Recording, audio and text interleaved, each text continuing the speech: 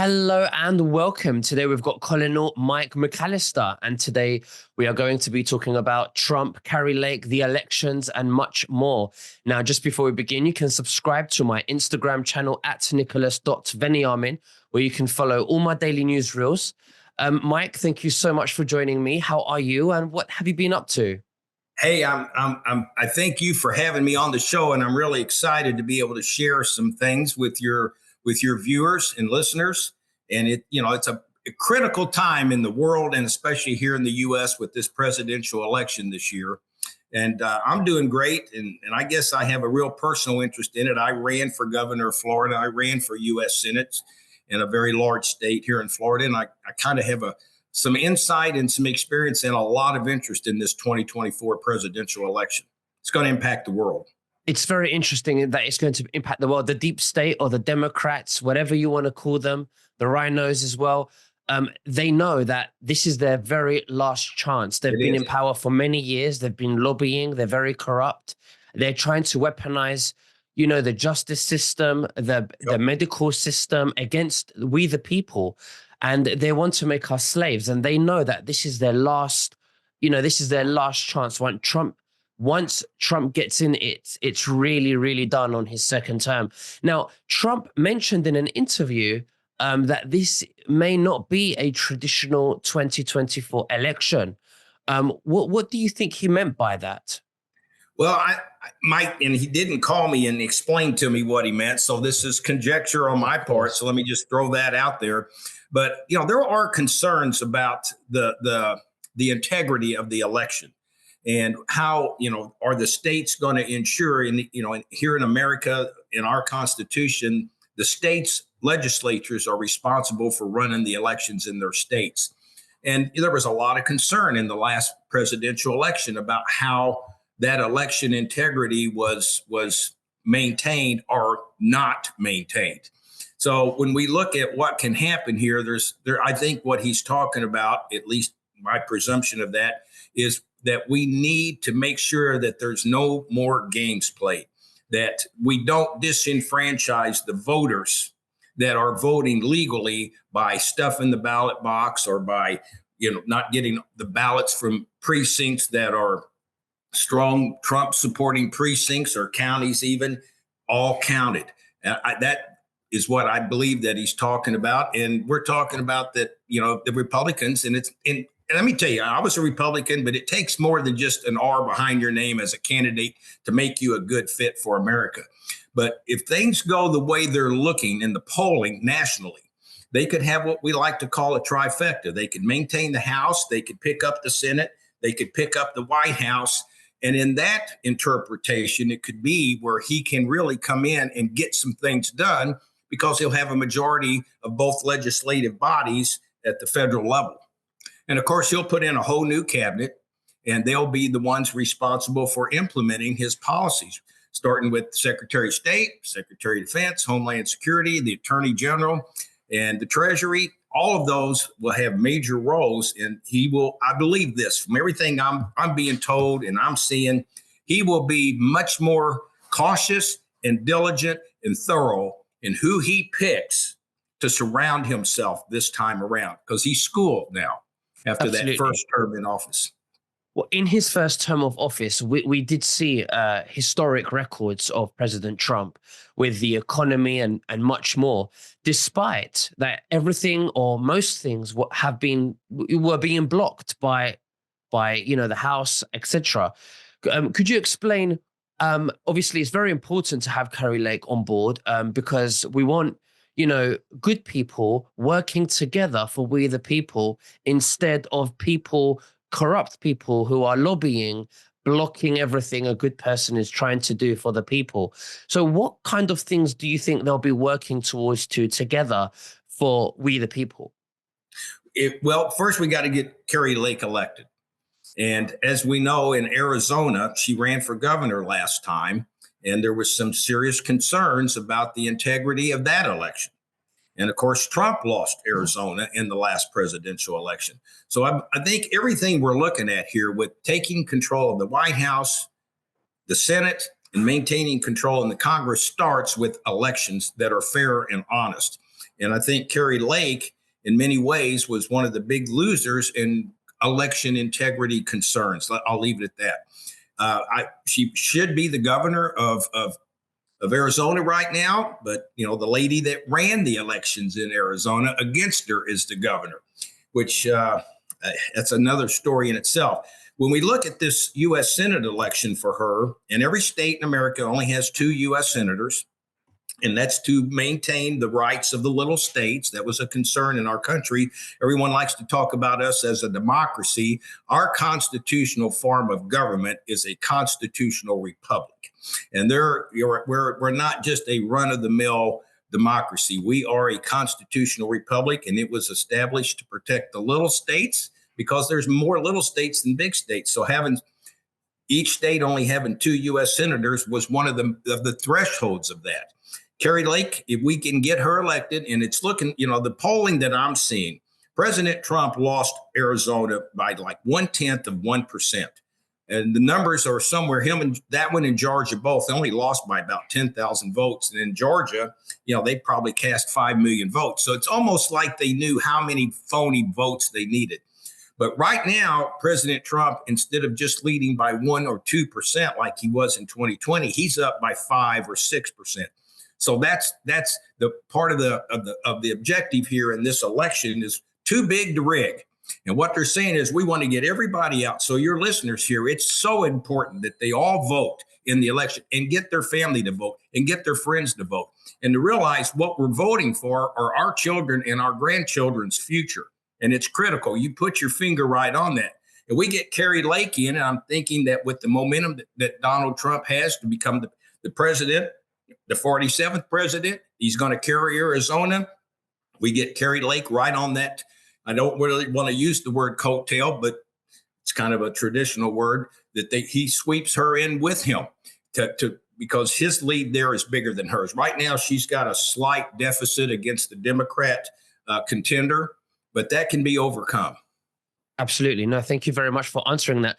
Now, right now, it seems that as if all the other candidates now have dropped out of the race. So now Trump is, I believe, standing on his own, if I'm not mistaken. Is that correct? Or does he have another candidate who he is running now against? No, and I was fortunate enough to be at Mar-a-Lago on Super Tuesday when we had 15 states had the presidential primary, and he won 14 of them. And then the next day, Nikki Haley got out of the race. So she was really the last name that was standing. Now, we'll still have the convention, the Republican National Convention, where it will become official. But he is already, without question, seen as the Republican candidate. And he is shaping a lot of things, whether it's the Republican National Committee, restructuring that to get that headed in the right direction again. He's power. He is the power of the Republican Party now, and it's uncontested. So once the convention becomes official, after that point, what is, if President Trump is standing on his own in the competition or the primaries, if you like, why is November the 5th even going to take place? Why can't it be clear that this person here should be the president of the United States? Well, it's a great question, and he should be. What creates that confusion is the Democrat side with Joe Biden because they think he's going to be the president. When you look at the polling in our country, we have 50 states. Every state has a different number of electoral votes for the most number. But how we elect a president in America is the Electoral College, and it's a part of the Constitution, and it's not going to change. And it's where every state has a certain number of electoral votes, and it's their number of U.S. senators, which is 2 for every state, plus their number of U.S. congressmen. So we have 435 members of Congress in this country and 100 U.S. senators. So that's 535 electoral votes. And they give the District of Columbia 3, which makes 538. You have to have 50% plus 1. So half of 538 is 269. Plus 1 is 270. So that's where the 270 comes from. So we look at what we call the electoral map now, which is basically all the states and how they're going to vote. 40 of the states are quite predictable. whether it's going to vote Democrat or vote Republican. The 6 states that are going to determine this election are going to be those states that now are the swing battleground states. They're all 6 of them states Trump lost barely in 2020, and 5 of those 6 he won in 2016. But those 6 states are going to be Nevada, Arizona, and Georgia in the South and Southwest. And then in the rust bucket, we call it, in the North Central, it's going to be Pennsylvania, Wisconsin, and Michigan. Right now, he's got solid leads in Nevada, Arizona, and Georgia. He's looking pretty good in Michigan. Pennsylvania's a toss-up, but if he wins Nevada, Arizona, and Georgia, and he has a 5 or more point lead right now, which in polling is very significant. It's pretty much outside the margin of error. Most margin of errors are 4%. That's a solid lead. He was only about 1% ahead in the polling in 2020. He wins those 3 states, and then all the other states we know he's going to win. Ohio, North Carolina, Florida, Texas, the whole Midwest, the Carolinas. Then he only needs one of the other 3 swing states, Pennsylvania, Michigan, or Wisconsin, and he wins the election. Now, he knows that. The Biden campaign knows that. So I believe the attention in this country for this presidential election is going to come down to the first tier of states that are of high interest, and it's going to be those 3 states in the West and South. Again, Nevada, Arizona, and Georgia. He lost all 3 of those in 2020. And then the 3 states in the North Central of Pennsylvania, Wisconsin, and Michigan. That's where this election will be determined. Right now, he has a slight lead, even in those northern 3 states. So if I'm advising him, which that's not my role, but I'm certainly not going to be out campaigned in Pennsylvania, Michigan, Wisconsin. And like you brought up with Kerry Lake in that election in Arizona, that's adding additional intensity and value in that campaign. And we're seeing with Hispanic voters, because everyone's against this illegal immigration that has skin in the game here. The people that have built this country, their families built it, or they came here the right way, they're realizing that when people come in illegally that aren't supposed to be here, and they're not all Mexican. That is not that demographic. I've been to the border. I was asked to go down there when he was the president, and they told us then 90% of the people coming through the border are what they called OTM, other than Mexican. They're Chinese. They're Venezuelan. They're from South America. Many of them have criminal records. And to get to the southern border, they pretty much have to be brought there or allowed through there by the cartels who have purchased most of the land on the southern border. So this whole invasion on our southern border, unlike what the main mainstream media says, and it shows like yours that give your viewers the real truth and the real value and honesty of what's going on, is being run by the drug cartels. They run our southern border. And they've expanded the scale and the scope of their crime syndicates, not just sneaking fentanyl across, but human trafficking, child trafficking, sex trafficking. The people come in there, they don't have money to pay them to get them to the border. Then they say, well, you sneak the drugs in for us. But and for whatever, and fentanyl now is the #1 killer in America. And we're seeing the illegal immigrants with criminal backgrounds murdering our citizens. So, okay, so you're going into illegal immigrants, which is my next question. Trump has made reference to having the largest deportation operation in history. Okay. Yeah. Now, you've been state governor. What does that look like to you? Well, I wasn't the state governor. I ran for governor. Sorry. But, I ran statewide a couple of times. And how that looks to me is when you look at our country, the presidential cabinet is who really are the key figures that report that the president appoints that run major departments of our nation. One of them is Homeland Security. So right now you got Mayorkas in there who basically has just opened the floodgates. People are coming through. So how do you get control of this? Well, we had control of it under President Trump. You go back and you finish building the wall. You let the Border Patrol do their job. Now, right now, there's all this rhetoric going on with the Biden administration and the national media about, well, we need bipartisan support. We need, no. He's got everything he needs to secure the border. Even under Bill Clinton, under George Bush, under Barack Obama, under Donald Trump, it was way better than it is now. This is all a farce. They want them coming through. They want the illegal immigration. Somebody's making a lot of money on that. That would be the question to ask. Why would you want people here illegally? And quit blaming Congress. You don't need Congress to be the executive of this country. The president is the executive. He's the executive branch. He owns the Border Patrol. He owns the Coast Guard. He owns TSA. He owns HSI and under ICE. So how would you do this? Well, the deportation, we have the Immigration and Customs Enforcement Agency, which comes under Homeland Security. And they also have a division called HSI, Homeland Security Investigations. And they have as many investigators with handcuffs and badges and guns as the FBI. They can find these people and then export them back to where they're supposed to be. And of course, at the border, you just secure it. There's a right way to come to this country. Many have done it. Bless their hearts. We welcome them.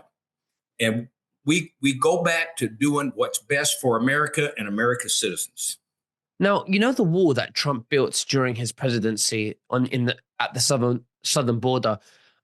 Have the left or the Biden administration, have they been taking it down or have they left it as it is? What's the situation? Well, it was a work in progress. I've been there. I've seen it. I've touched it. And it's high tech. There was a lot of research that went into that on how tall should it be, how wide should it be between the bars, and it's got technology in it. I mean, they have a way, but when they stopped building it, and the idea of the wall was to force anyone to go to the areas where they can then be dealt with. But they would patrol it. It's got observations. You can fly drones on it. You can drive up and down it. There's probably some other technologies that are in it that aren't publicly known. But it was in works. It was in progress. It wasn't completed. So basically, right off the bat, his first day in office, the things Joe Biden did was stop construction on the wall, which opened the border, told the Border Patrol, start letting them through. This catch and release is a joke. What's your name? Oh, okay, John Smith. Fine. You're the 5,000th John Smith we had today, but that's okay. Here, you got to come to court in 10 years from now. Please show up. I mean, it's a joke. He stopped our energy production. He did all the things that were keeping America safe and sound and prosperous. And I have no doubt in my mind when Donald Trump gets back in office, he will turn things around on day one.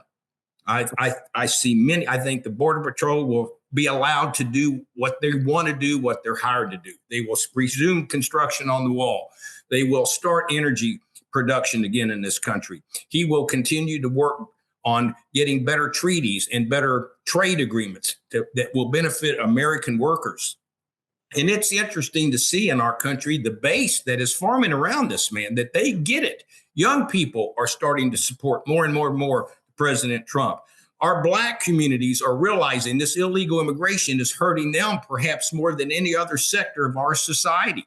And they're moving towards President Trump. The Hispanic community that's working hard and wants to protect their families and their businesses are seeing the criminal elements coming in are harmful for them. They're moving more towards President Trump. This election, if it's conducted honestly and fairly and legally, could be an electoral landslide for President Trump. He could quite well get over 310, 315 electoral votes, and you only need 270. And it will be great to see that. Honestly, I really do support that. Now, in respect to Robert Kennedy Jr., where do you see him fit in all this? Because do you think that he would make a good vice president to Donald Trump since he's a Kennedy? I'm going to tell you, I think that's a great question. I think that's a great point because let's face it, the people that have shunned him and thrown more food at him than anybody's the Democrat Party. But yes, when President Reagan won, he resurrected the old Kennedy Democrats. And in our country today, the current Democrat Party has left its farmer base. It's no longer the party of the working class. It's no longer the party of the truck drivers and the police officers and the laborers and the factory workers and the steam fitters. And they're all seeing that. And they are now supporting President Trump. I mean, look like in New York City, who is coming to his support about this phony crime that they're trying to lay this $400 million fine on him for that. There's no victim. The truckers are saying, we're not going to bring anything there. Major investors are saying, well, I'm not going to invest there because you're trying to prosecute investors and people that are developing your state, and they committed no crime. The banks that loaned him the loan got paid back. They were happy, got their interest. They want to continue doing business with him. This is a political witch hunt. Here's Letitia James, the attorney general, ran on her campaign. I'm going to take Donald Trump down. You're supposed to be the attorney general, not a political weapon. And then this crazy judge that puts this fine on there. I think this will all get overturned. There are no victims. You've got a crime without a victim. And then Letitia James saying, I'm going to take this loan, I'm going to take these fines, and I'm going to pay back the people of New York. Well, the people in New York didn't loan him any money. The banks did, and they got paid back. So you got your finger right on it. Now back to Kennedy. That's an interesting thing, because if you put Kennedy on a ticket with Donald Trump, if I was the Democrats, I'd probably throw in the towel. Yes, they could resurrect a lot of those old Kennedy Democrats that Reagan resurrected. That's still a great name, especially in some of those states in the Northeast. But, it's interesting. I saw this week, I watched him say it. He's thinking about putting Aaron Rodgers on his ticket. Aaron Rodgers is the quarterback for the New York Jets that replaced a few years ago Brett Favre at the Green Bay Packers. Fantastic quarterback, but he's thinking of putting him on his ticket. I don't know how that's going to work for sure, but okay, I think Kennedy would be. He's experienced. He's got an axe to grind. If you're sitting where he's sitting, you're looking at the deep state took away my uncle and my dad. Of course, and not to mention, but Donald Trump was very close to JFK Jr. Yes. So, there would be a strong argument could be made. Once again, you have your finger right on the pulse of what's going on, and you're asking great questions, and you're looking at the right things, and I applaud you on that. I think that would be a huge, it would be a huge asset. Absolutely. Now, coming towards the end of Trump's first term, we saw, the pandemic, breakout, and we had the lockdown. And of course, people who are listening today obviously would assume that this occurred to stop the election. Okay. They were afraid that Trump would get back in. Now, is it reasonable to assume that this 2024 election coming up, how do we know they're not going to create another emergency to stop the elections? If Trump's standing by himself, they're terrified. What are the odds? Well, and I think it's another great question, and I don't think there's anything we can do to stop it, but what we can do is laugh at it. So, we look, we have a president, and this is my country. I wore a military uniform for many years, and we have a president that can't walk us across the stage without falling down, that can't walk up the steps to Air Force One without falling down, that can't sit on a bicycle without falling over.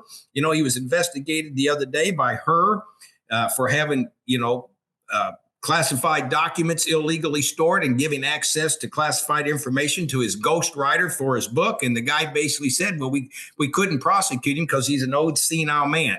Well, that's not who needs to be the president. And I'm not the one that said that. It was the person that conducted that investigation in that situation. But I think they will try something. I think you said it earlier, and you're so right. They will be desperate as these polls are continue to come on more and more. They're going to gain more desperate. I think they will do anything they can. And if you have another phony pandemic so that you can force mail-in ballots, the idea is not to get more people to vote, but on mail-in ballots, you can have more phony ballots. And I was speaking at an event in Ohio a couple months ago, and the state secretary of state was there, and he said, we did an audit on our election, and he was Republican, and we were 98% accurate. And I said, just remember, there's nothing that ties a ballot to a person. And once you have even paper ballots in your hand, if some of them are phony, you can't tell which ones are phony. And when we say phony, filled out by people that aren't who was supposed to be the voter filling them out. So we must have a way of chain of custody of these ballots that when they start trying to force mail in, Rudy Giuliani went to the Pennsylvania legislature and told them, you all had something like 100,000 more mail-in ballots in this election than you sent out. And of course, the media tried to brainwash our public that there was no election fraud. So I think that they will do everything they can to muck it up. They'll do everything they can that allows them to cheat to the max, because right now the polls are saying that Biden is in deep trouble. Absolutely. Deep trouble. And I tell you, if this election does get stolen, if this election does have serious concerns, I believe our country is at a point in many ways where citizens are about to rise up and say enough. Now, what does that mean? I'm not sure yet, but I could see a massive uprising if they feel they've been disenfranchised, all these phony lawsuits trying to dictate to Americans who you can vote for president. It's unconstitutional, it's un-American, and people are getting sick of it. No, absolutely, definitely. Well, Colonel Mike McCalister, thank you so much for sharing everything with us today. It's been a great honor to have you. Is there anything else that you'd like to say to the viewers before we finish? I would just tell your viewers to tell their friends about your show. You're doing a great service. It's shows like this one that help get the real truth out to people. You certainly can't turn on the mainstream media and get any real truth. And just tell people to keep their head up, to keep the faith, and get everybody they know showing up in the election, that it's the future of our country and their children and their grandchildren. This is all hands on deck. And thank you for having me on. Well, absolutely. You're very welcome. And thank you very much. And we'll speak soon. God bless you. Bye-bye. Thank you. Okay.